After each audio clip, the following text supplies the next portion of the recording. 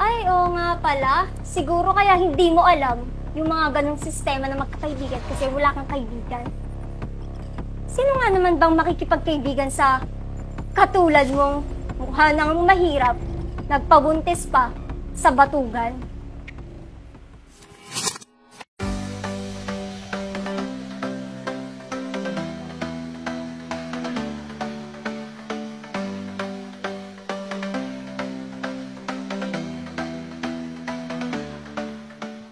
Alam mo, napakaganda ng ambience dito eh.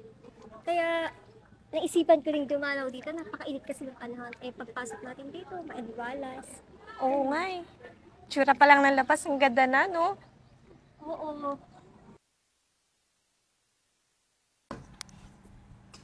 Ay, Besh, ito ba yung sinasabi mong restaurant?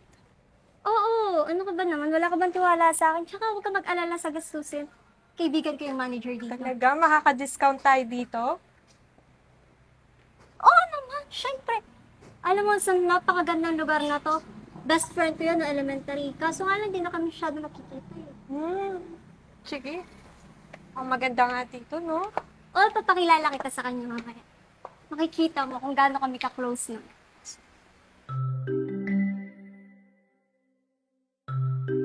Oh, dako. Sino manager dito? Ma'am, good afternoon po. Menu po.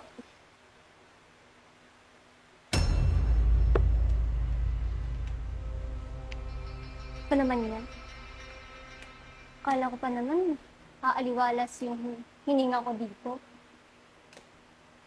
Ma'am, bakit may problema po? Seriously? Tinatanong mo pa talaga? Ano bang klaseng gayuma yung pinainom mo sa manager mo? At napasok-pasok ka sa trabahong to? Ma'am, Look at bakit? yourself. Buntes, nagtatrabaho. Kaya ang bagal ng service dito eh. Ma'am, wala naman po masama magtrabaho kahit buntis eh.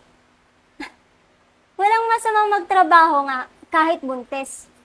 Pero miss, service yung tinatrabaho mo dito. Dapat mabilis yung kilos mo. Tsaka, paglalakad pa lang, mukhang hirap na hirap ka na. Kabuwanan ko na po kasi. Ayun na nga eh, kabuwanan mo na tapos nagtatrabaho ka pa. Nakakaabala ka lang sa mga customer dito, halip na mapapabilis yung service. Ano yung nangyayari? Mag-aantay kami ng napakatagal na oras? Kasi paglalakad mo pa lang, para kang matandang uugod-ugod. Ay! Aliwalas kanina pagpasok tapos nung nakita ko yung pagmumukha mo, yung itsura mo, buntis. Tignan mo nga oh, ngingibit-ngibit ka. Ano, hirap na hirap ka nate? Kailangan ko po kasi magtrabaho kaya nagtsatsaga ako kahit buntis. Hindi na namin kasalanan yun. Tsaka, siguro nag-asawa ka ng batugan. Kaya tingnan mo yung sarili mo. Ikaw yung nagkakandakuba kahit buntis ka na. Tsaka alam mo ate, sana bago ka lumandi, nagkaroon ka muna ng magandang buhay. Nagkaroon ka muna ng maayos na asawa. Hindi yung papabuntis-buntis ka tapos ano? Give us 2 black iced coffee para naman lumamig-lamig yung ulo ko. Sige po. Thank Pakabilisan you. ha. Kababagal-bagal sa akin. Malilintikan ka. Alam mo, susumbong ko yun sa manager niyo. Maigi pa nga sabihin mo na sa manager. O sasabihin ko sa best friend ko na yun na tanggalin na yun. Kung hindi naman niya kaya magtrabaho, bigat na bigat sa tiyan niya. Ay, Ba yan?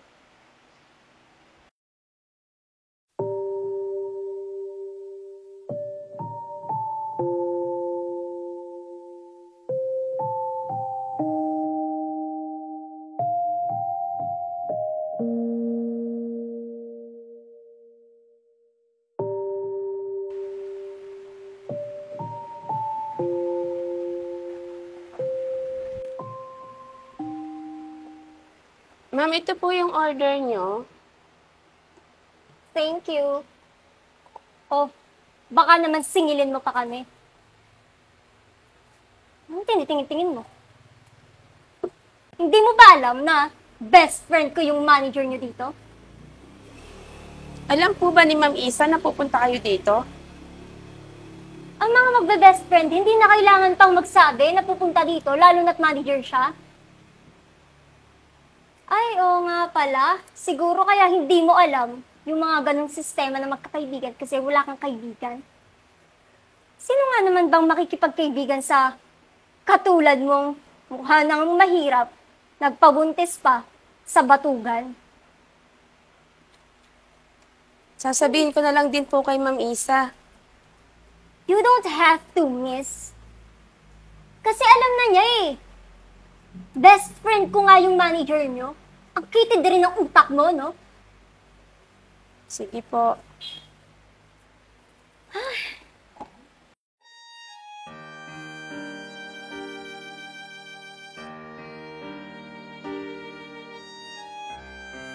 Ay, tinanghali ako. Oo, kamusta ang aking soon-to-be kumare? Tsaka matulungkot mo, ba't ka naiyak? Kawawa naman yung baby. Kasi nung isang customer doon eh. Bakit? Ano nangyari? Best friend mo daw siya.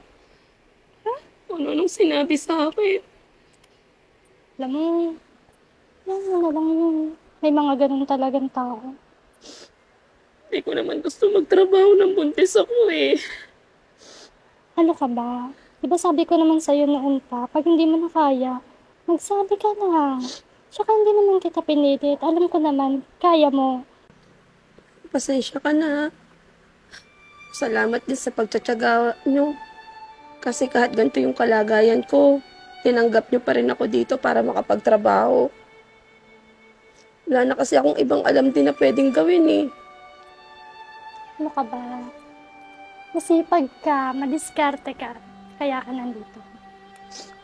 Huwag mo na isipin mo, yan mo na yung mga yun.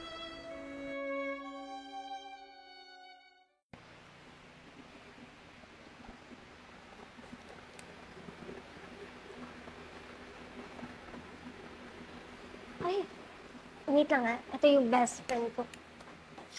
Oh, best friend! Hi! Di mo ba ako naalala? Di ba ikaw si Queen, yung classmate ko nung high school, right? Oo, ako yung palagi mong katabi, di ba? Oo, tanda ko na. Sarap ng kape mo dito, ah. Thank you, buti naman nagustuhan mo. Oo naman, ang ganda nga din ng place mo eh. Oo. Ibang-iba ka na. Hindi naman, ikaw naman. Tsaka, alam mo, ang aliwalas dito, kaso nga lang, may isang problema eh. Problema? Oo, yung waitress mo, yung buntis. Ano Si eh? Ate Sare? Sir, ba yung pangalan nun? Pangalan pala. Alam mo, siya yung nagpapabigat ng trabaho mo dito. Tsaka, feel ko nahihirapan din yung mga kasamahan niya dito eh. Kasi ang bagal-bagal niya kumilos. Halip na mapapadali yung surfing. Ang bagal-bagal niya maglakad. Kasi nga, buntis. Alam mo, Queen, si Ate Sare, kasama ko na siya simula nung nag-start ako dito. Nung tinatayo pa lang to, magkasama na kami dalawa. Tsaka, hindi siya yung katulad nung ginajudge mo. Ikaw pala yung tinutukoy ni Ate Sare, yung kausap niyang customer kanina. Sana, wag mong i-discriminate kung ano yung pagkatao ni Ate Sare. Alam mo kung bakit? Kasi biktima siya ng pang-aabuso. Alam mo, maswerte ka kung hindi mo nararanasan yun. Kaya sana, sa susunod, dahan-dahan ka sa pananalita mo. Saka nakakahiya sa ibang customer naririnig nila. And, alam mo, Queen, hindi ko naaalala na naging close tayo nung high school. Diba, isa ka pa nga sa nambubuli sa akin. And, ngayon, kinaibigan mo lang ako para lang sa libreng coffee. Don't worry, treat ko na yun sa'yo. Tsaka, thank you na lang din kasi pumasyal ka dito. Sige, muna na.